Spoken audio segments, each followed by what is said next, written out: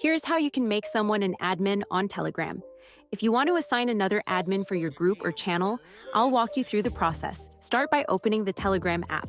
Then, navigate to the group or channel where you want to add an admin. Tap on the group name at the top of the screen to access its details. You'll see the list of members. Let's say there are just 2 in this case. Tap the Edit button in the top right corner. From there, scroll down to find the Administrators section and tap on it.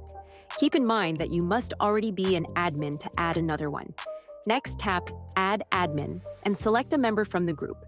You'll then have the option to customize their permissions, deciding what they can and can't do. You can allow them to stay anonymous, add new admins, or even transfer ownership of the group or channel if needed. You can also customize their title, such as admin or any other role name. Once you've set the permissions as desired, just tap Done in the top right corner, and that's it. The new admin is now assigned. I hope this helps. If it did, consider subscribing my channel. It really supports me. Thanks for watching.